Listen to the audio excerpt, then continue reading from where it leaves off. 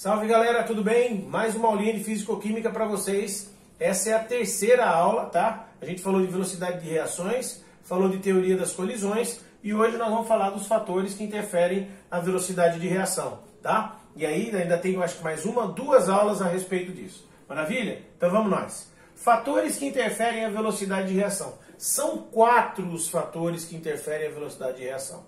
O primeiro fator que nós vamos discutir aqui é a temperatura, tá? Mas o que é a temperatura? Temperatura é o grau de agitação das moléculas, tá? Então, quanto maior a temperatura, maior é a agitação das moléculas. As moléculas vão estar mais agitadas. Como nós vimos na aula passada, o que a gente tinha é que as moléculas precisavam colidir para vencer a energia de ativação, para concretizar a reação, para que ela desse certo, que a gente tivesse uma colisão efetiva para chegar do outro lado. Ótimo. Então a hora que passava ia para lá. Quando eu aumento a temperatura, eu aumento a agitação das moléculas. Aumentando a agitação das moléculas, eu tenho mais colisões. Se eu tenho mais colisões, eu tenho uma reação mais rápida. Mais do que isso, se eu tenho moléculas mais energéticas, mais agitadas, elas colidem com mais energia e conseguem vencer a energia de ativação com mais facilidade. Portanto, quanto maior a temperatura da reação, maior a velocidade, certo? Então, se a gente aumentar a temperatura da reação, aumenta a velocidade. Mas aumenta quanto, Dot? Então, a regra de Van 't Hoff, que é uma regra, ou seja, tem exceção, ela vai apresentar uma situação interessante para nós. Olha o que ela apresenta. O aumento de 10 graus Celsius na temperatura duplica a velocidade de uma reação química, certo? Então, a cada 10 graus Celsius que você aumenta na temperatura da reação, você vai duplicar a sua velocidade. Eu trouxe um exemplo aqui para você dar uma olhada. Olha, sabendo que uma certa reação acontece com a velocidade de 2 mols por segundo a 10 graus Celsius, qual será a sua velocidade a 50 graus Celsius? Como é uma PG, que é uma progressão geométrica, o que vai acontecer? Quando a temperatura é 10 graus Celsius, a velocidade é 2 mols por segundo, certo? Eu quero saber a 50 graus Celsius. Maravilha. 10 sobe 10, vai dar 20. Quando sobe 10, dobra. Então de 2 vira 4. De 20 para 30, aumentou 10. De 4, dobrou, foi 8. 30 até 40, mais 10. Dobra de 8 para 16. E de 40 para 50 aumenta mais 10. A velocidade final vai ser de 32 mols por segundo. Quer dizer, de aumentar de 10 para 50, a velocidade sobe de 2 para 32 mols por segundo. Por quê? Porque é uma progressão geométrica. Maravilha? Então esse é o primeiro fator, que é a temperatura. Tá bom? Primeiro fator que interfere em velocidade de reação.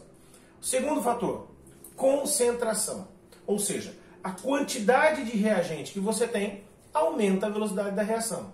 Um exemplo bem legal para isso é quando você vai fazer churrasco e começa a colocar fogo na churrasqueira para pôr fogo no carvão. O que você faz? Você vai tradicionalmente dar uma abanada com aquela também tradicional tampa de tapoer. Por que você faz isso? Para aumentar a combustão do carvão, certo? Ou seja, quando eu aumento a quantidade de oxigênio na combustão, porque a combustão é combustível, é oxigênio, e vai produzir o que vai precisar sair, CO2 no caso, tá? Então o que acontece? Quanto maior a concentração dos reagentes aquosos e gasosos, maior a velocidade da reação. Daí você começa a entender por que você tem que abanar a reação, a fogueira, né, o carvão lá da churrasqueira, e não adianta você colocar mais carvão lá dentro. Se você colocar mais carvão lá dentro, você pode inibir a presença de oxigênio e aí vai apagar o fogo mesmo, certo? Por quê? Porque isso vale só nos aquosos e gasosos. Quer um outro exemplo que é bem legal? Se você colocar um Sonrisal num copo com água, um comprimido efervescente num copo com água, ele vai demorar um tempo para reagir, para dissolver, certo? Quando você colocar ele num balde com água, não vai mudar a diferença. Se você colocar ele numa piscina, não vai mudar. Por quê? Porque a água é um veículo no estado líquido, tá? E outra, concentração, meus queridos, não existe. Líquido não tem concentração, sólido também não tem concentração, certo? Então tá. Tem um outro fator bem importante que eu quero mostrar para vocês, que é a lei da velocidade. Quando a gente estudou a primeira aula de cinética, a velocidade que a gente calculava era uma velocidade média, certo? Era a velocidade média porque tinha um tempo bacana. Aqui não entra tempo. Nós vamos supor que a reação é essa aqui, ó. Eu tenho A reagindo com B, produzindo os produtos, que no caso é C. O que é o Azinho que está aqui na frente? Esse Azinho que está aqui na frente é o coeficiente estequiométrico do A. Ou seja, se fosse 2A, o Azinho seria 2. Tá? 2A mais 3B, enfim. O 3 seria o coeficiente estequiométrico do B. Legal? Olha o que a gente vai ter. A velocidade da reação, pela lei da velocidade, e o fato é que essa velocidade é uma velocidade instantânea. Por quê? A velocidade vai ser igual a K, que é uma constante da velocidade, que é a concentração em mol por litro. Olha que importante. Você está vendo esse colchetinho em volta do A? Isso aqui significa concentração em mol por litro do reagente A, elevado ao coeficiente estequiométrico, que é o Azinho, vezes o B elevado a Bzinho. Certo? Então é o B elevado a Bzinho. Ou seja, só os reagentes, produtos não nos interessa. Maravilha? Vamos ver um exemplo aqui? Olha que reação legal. Aqui a gente tem a reação do N2 gasoso reagindo com 3H2 gasoso para produzir amônio. Maravilha. O coeficiente estequiométrico do nitrogênio é 1. O do hidrogênio é 3. Ou seja, se o A é o N2, o Azinho é 1, porque não tem número aqui na frente.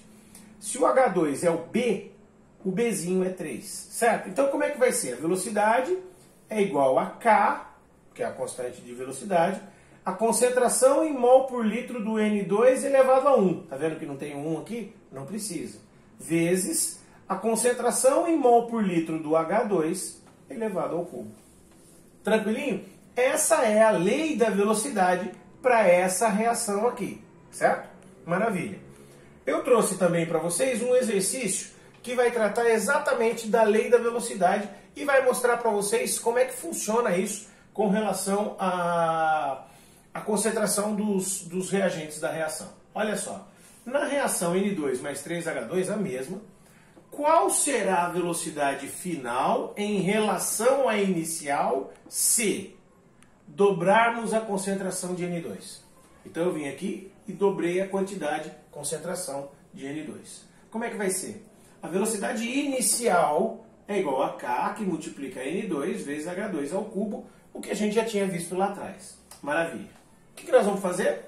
Bom, a velocidade final tem a concentração de N2 dobrada. Então, velocidade final é igual a K, que multiplica 2 vezes a concentração de N2 vezes H2 ao cubo. Ótimo. O que eu faço? Eu vou puxar o 2 para frente, propriedade comutativa da multiplicação. E aí, olha que legal. KN2H2 ao cubo não é a velocidade inicial? Olha lá, KN2H2 ao cubo? Sim. Então a velocidade final é igual a 2 vezes a velocidade inicial. Olha que legal. Então, se dobramos a quantidade, a concentração de N2, dobramos a velocidade da reação. Agora, olha na letra B. Maravilha. Olha na letra B. O que acontece se dobrarmos a concentração de H2? Então agora eu vou dobrar o H2, não mais o N2. Vamos ver? De novo, a velocidade inicial é igual a K, que multiplica N2, H2 ao cubo. Maravilha. O que vai acontecer? A velocidade final tem o H2 dobrado. Então K, concentração de N2 vezes. Aqui eu coloquei parênteses, por quê? Porque eu estou multiplicando por 2 o número que é o H2 aqui de dentro. Então eu coloquei entre parênteses. O que vai acontecer? Eu tenho que fazer 2 ao cubo e H2 ao cubo. Então ficou velocidade final é igual a K, que multiplica N2 vezes 2 ao cubo, 8, H2 ao cubo. Vamos puxar esse 8 para frente? Vai ficar velocidade final, 8, KN2 vezes H2 ao cubo. Opa! KN2 vezes H2 ao cubo é a velocidade inicial, não é?